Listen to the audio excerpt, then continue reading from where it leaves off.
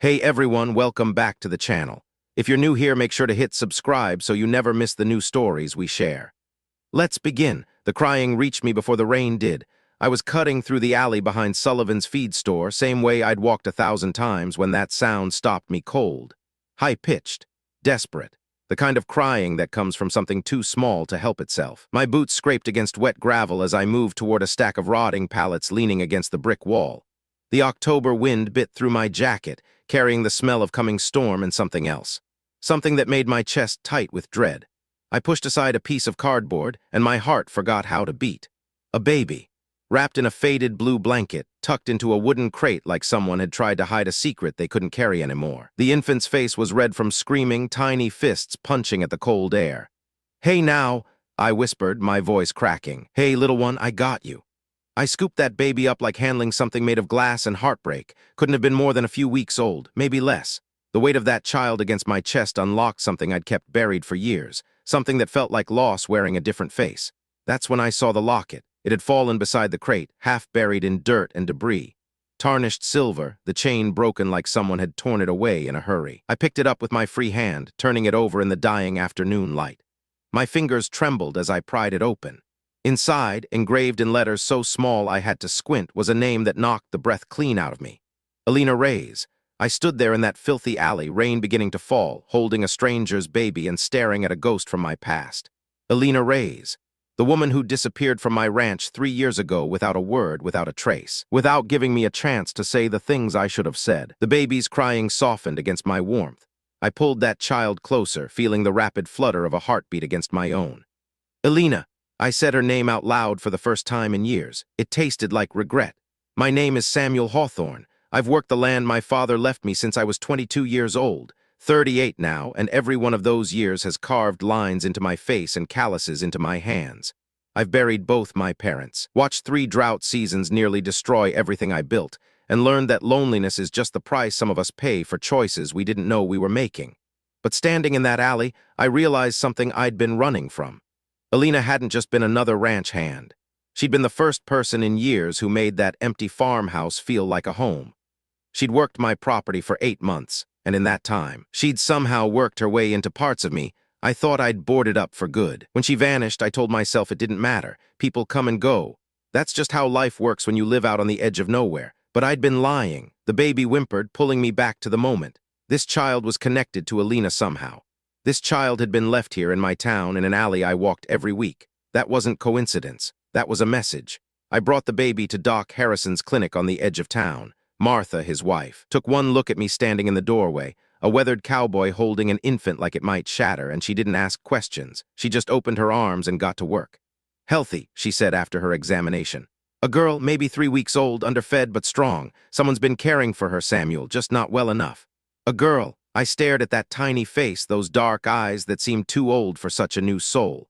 "She was alone," I said, "just left there like—" I couldn't finish the sentence. Saying it out loud would make it too real. Martha wrapped the baby in a clean blanket, her weathered hands moving with the tenderness of a woman who'd raised 5 children of her own. "You know I have to call Sheriff Davis." "I know." But even as I agreed, I was already thinking about the locket in my pocket, about Alina, about the questions that had haunted me since she walked off my property and never came back. Sheriff Davis arrived within the hour. He was a good man, Tom Davis. We'd grown up together, fished the same creeks, buried the same friends. He looked at me with the kind of concern that comes from knowing someone's history. "Sam, you look like you've seen something that scared you worse than any stampede." I handed him the locket, watched his face change as he read the inscription. "Alina Reyes," he said slowly. "That's the woman who worked my ranch 3 years ago, left without warning." Tom turned the locket over in his hands. "You think this baby's hers?" "I don't know what I think anymore." But that wasn't true. Deep in my gut, I felt something I couldn't explain, a connection to this child that made no sense except in the language of fate and unfinished business. Tom drove me home that night. The baby stayed with Martha, at least until social services could figure out what to do. I sat in the passenger seat of his truck, watching my land roll by in the headlights. "You never talked about her leaving," Tom said carefully. "Alina, I mean." "Nothing to talk about." He let the silence stretch. Tom always knew when to push and when to wait. That's what made him good at his job. "She was different," I finally admitted. "First person since Rebecca who made that house feel less empty. Rebecca, my wife, dead now for 12 years from a cancer that took her before we could have the family we'd planned. I'd scattered her ashes on the hill behind the barn, same place we'd gotten married. Sometimes I still talked to her when the nights got too quiet. You loved her, Tom said, not a question. I was starting to. Then she was gone. The truck pulled up to my farmhouse. The windows were dark, just like they'd been every night for over a decade. Find her, Sam. If that baby's connected to Alina, then Alina's somewhere close. People don't just leave their children without a reason. He was right, and for the first time in 3 years, I had a reason to go looking for answers. I started at the beginning. The day Alina showed up at my ranch, asking if I had work. It was July then, hot enough to bake the sense out of anyone standing in the sun too long. She drove up in a truck that looked like it had more rust than metal, parked it by the barn, and walked toward me like she wasn't afraid of a single thing in this world. I can ride. I can fix fences. I can cook if you need it. Those were her first words to me. No small talk, no explanation of where she came from or why she needed work. Just a clear statement of what she could offer. I should have asked questions, should have been suspicious of a stranger appearing out of nowhere.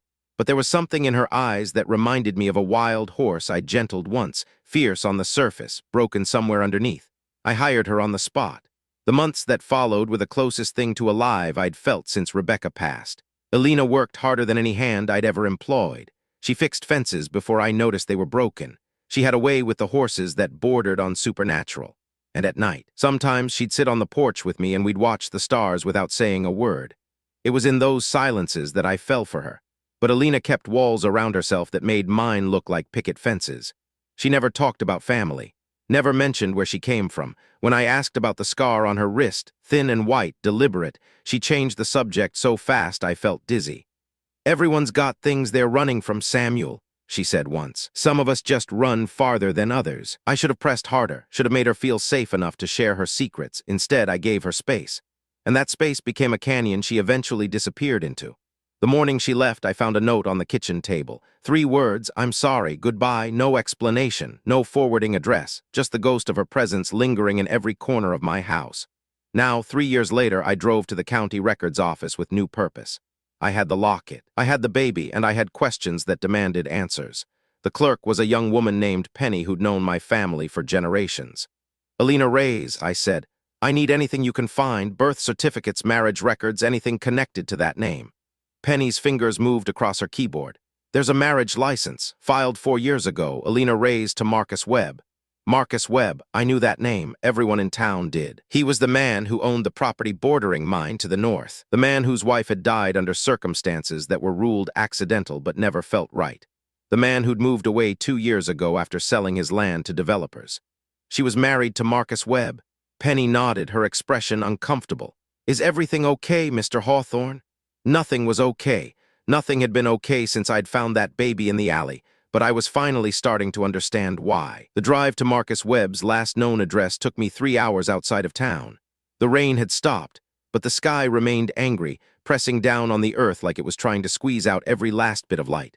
I found him living in a trailer park on the edge of a forgotten highway, the kind of place people ended up when they'd burned through their options and their luck. He was sitting on a plastic chair outside his trailer, a bottle in his hand, when I pulled up. He'd aged a decade in 2 years. Thin now, with hollowed-out cheeks and eyes that had stopped expecting anything good. Samuel Hawthorne, he said without surprise, was wondering when you'd come.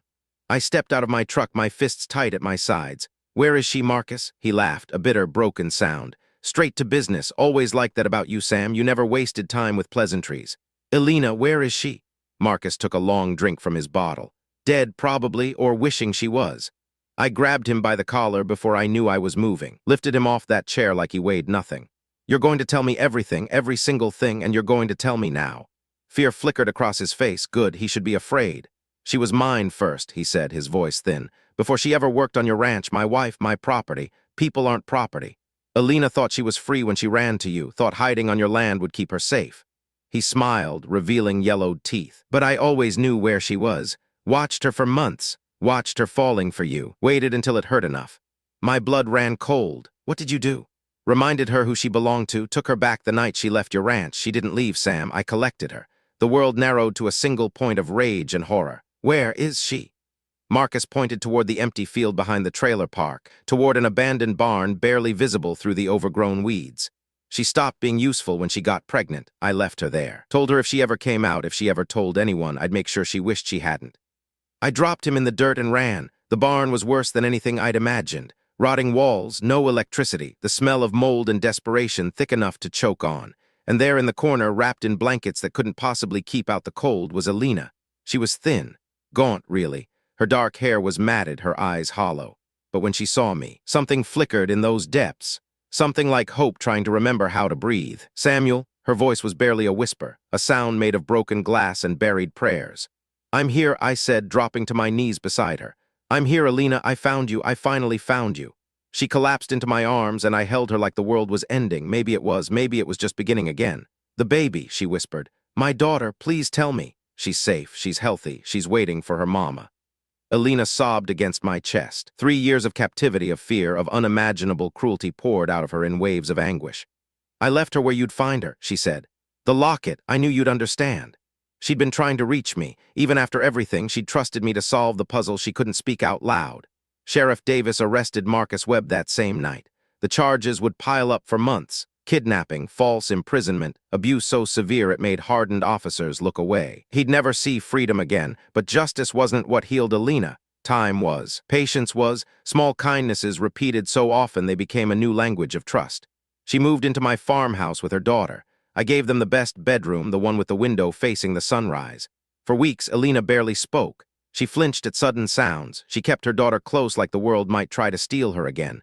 I gave her space, but I never gave her distance. Every morning, I left fresh flowers on her nightstand. Every evening, I made dinner and left it outside her door if she wasn't ready to eat together. I asked nothing, expected nothing. Just showed up day after day, proving through action what words could never convey. Slowly, she started emerging. First, just to sit on the porch while I worked the horses. Then to walk with me through the fields as I explained which crops were coming in, which fences needed mending. "Why?" she asked one evening, as the sun painted the sky in shades of orange and gold. "Why are you doing all this for someone who disappeared without explaining, who left you wondering?" I took a long moment before answering. Some truths deserve careful handling. "Because you didn't leave me, you were taken. And even if you had left by choice, even if you'd broken my heart on purpose, you'd still deserve someone treating you like you matter." Tears slipped down her cheeks. "I thought about you every day in that barn. Thought about the way you'd look at the stars, like you were searching for something you couldn't name. I wanted to come back. I wanted it so badly. You're back now, that's all that matters."